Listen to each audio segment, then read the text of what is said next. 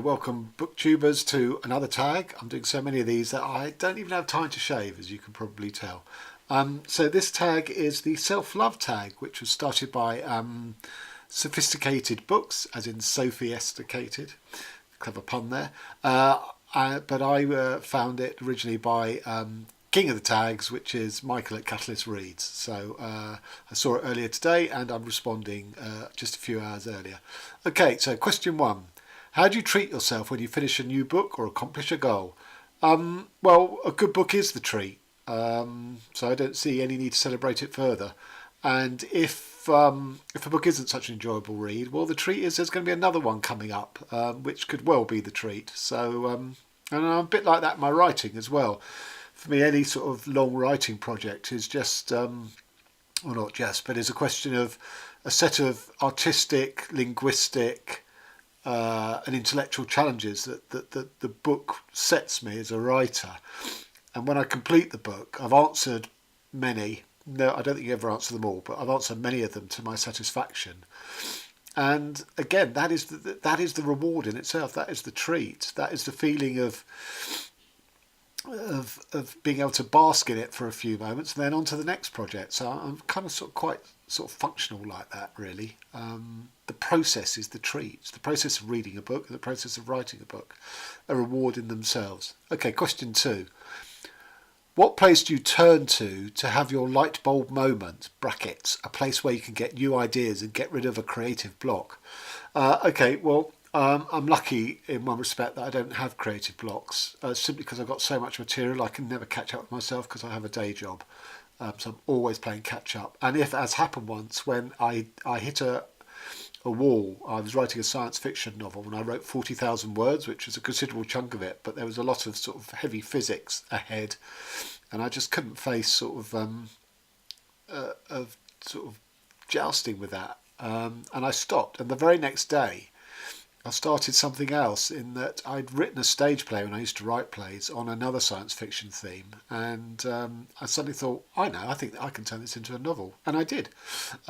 So there are no creative blocks, but in terms of places for ideas, I can get them anywhere. Usually when I'm lying in bed, trying to get to sleep, as I've explained in my Anything But Books tag, which I'll post a link to. But I've written on the bus, I've written on the train, I've written in the bath. I don't take showers, that would be impractical trying to write in a shower. And TMI, I've even written on the toilet. So there you go. Anytime it strikes, I'm there to write it down. Question 3. What is your guilty pleasure read? Okay, confession time. Back in the day, at the height of English football, well, not at the height of English football hooliganism, but sort of about 10 years after, all of the ex-hooligans sort of came out of the woodwork and started writing books, and I read them, I devoured them, and I'm not really sure why, really. I mean, I am a football fan, or less so these days, because it's so sort of commercial and all about money, and I always imagined it would be interesting, the sort of different sort of social mores and rules in each of the different gangs from each of the different clubs, and sort of culturally, like sort of the Cardiff Soul Crew. Cardiff is the capital of Wales. It would be different, their chip on their shoulder would be about the English, whereas the Portsmouth 5-4 crew, something like that, I think it was their name, because Portsmouth is right on the south coast. Any away game they were travelling to, they had to come into London on the train from Portsmouth before they could get to any ground anywhere else in the country. So they named themselves after the train time that took them into London. Anyway, it's not even as dull as I'm making it sound. It's just far, far worse. And of course, none of them could write. And I don't know why I read this stuff, but unfortunately I'm past that heresy now. Okay, question 4. What is your biggest asset on Booktube? Brackets. Take off the modest mask. This is all about loving and appreciating yourself. What do you do amazingly as regards the making of your videos? Well, that's easy. I don't do anything remarkable. I have minimal production values. In a future video tag, I'm going to explain exactly what my production values are in answering a question there. For me, it's all about the books and talking about books, so I don't really need any other frills, which is just as well, because I don't have any ability to add frills. I've just discovered how to sort of do sort of text across the screen when I've made a cock up and it needs correcting, and I don't want to reshoot it or re-edit it with my voice. So I've just discovered that. That's a paradigm shift in my world. I'm a bit of a Luddite. Question 5. What fictional career is your dream job? Fictional career. Is that a career that you've read about in fiction, or is it an imaginary job that doesn't exist? Because if it's the latter, my fictional job would be sitting on Twitter all day, making puns and for money, and tearing down adverts, which I do for free at the moment. But if it's actually a job that's emerged out of literature, or only existed in literature, it's a book I mentioned before. It's called The Thought Gang by Tibor Fischer, which is a story about a philosophical bank robber. That is, he robs banks in the old-fashioned violent way, but he's very philosophical about it and does it in a philosophical manner. Now, strictly speaking, that's not a job, or at least I can't imagine you apply for it with a CV and a round of interviews, but maybe you can, I don't know. But that would sort of be my ideal fictional job, I think. 6. What is your favourite drink to have while reading? Shout out all the items or ingredients you love. Well, I don't drink when I read. And if I'm thirsty, then I'll get up and go and have some water. But in real life, real life, does that mean reading books is not real life? But in the rest of my life, I don't drink tea, I don't drink coffee, I don't drink alcohol, and I try and ration sort of fizzy drinks to sort of 1 or 2 a week. I mainly drink water. I used to drink fruit juice, but even those turn out to be really, really bad for you. So there's very little one can drink. So nothing.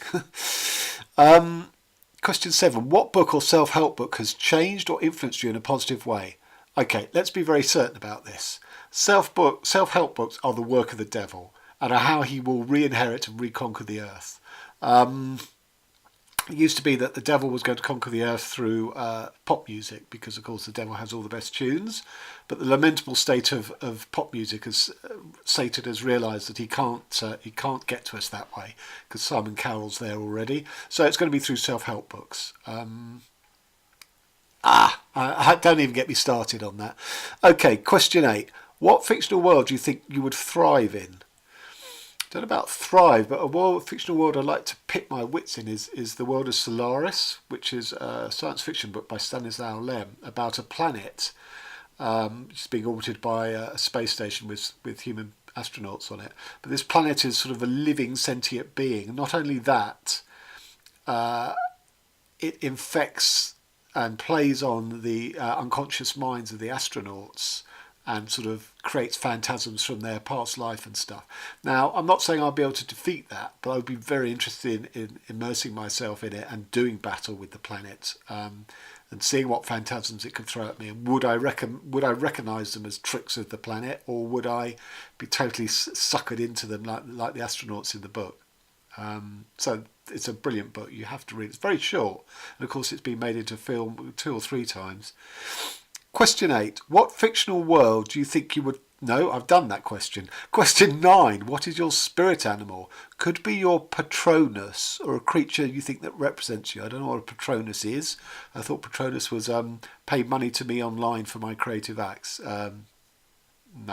I don't think it is that. Anyway, spirit animal. Okay, well I have 2, and they're not exactly cute. One is the tarantula, and the other is the vulture.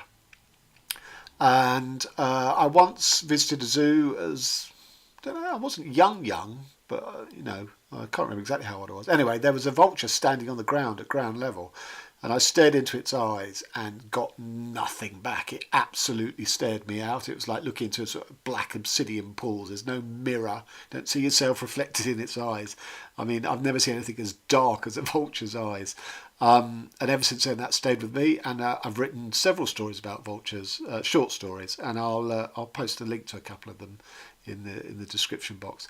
And tarantulas, apart from the fact they're very beautifully coloured and sort of the hair, just the whole ensemble is stunning to look at. They have a wide variety of weapons. They don't just have poison. I mean, they can fire their hairs as a sort of enable them to escape, because their hairs are toxic. So they won't kill you, but they'll irritate your eyes or the eyes of a predator or something. They're just fascinating creatures. They're just so sort of sophisticated in terms of sort of armaments. But I did once, or I have had a real sort of spiritual familiar animal, which was 6 months before I was born. My parents bought a black moggy cat, and he lived till he was 23. So for the first 22 years of my life, I had this cat companion, and every night he slept on my bed. So for 20, probably not when I was in a cot, but I've just always had that real close link with cats. And after he died, eventually, we had Siamese cats who were absolutely amazing characters. They're sort of, almost human-like. And one day I can bore on about lots of anecdotes about that. But then this, who said, then that would turn the internet into cats. And, the internet's not about cats now, is it? Okay, question 10. The next step after knowing to love ourselves is loving others. Okay. What 3 authors are you grateful for having inspired you with their stories and writing? Okay, well, my three writers who I find are inspirational, but have had they don't influence my writing style at all. It's William Burroughs, Samuel Beckett, and who's the other one? 3. Franz Kafka, of course. And they all represent sort of different styles of writing. But what they showed me is that you can do anything. You can write anything in any way you choose. And that is inspirational. But, I don't write like any of them. I mean, I wish I did write like Kafka, but I don't. And I'm going to sort of leave you with a quote from William Burroughs about his approach to writing, which absolutely mirrors my own. So here you go.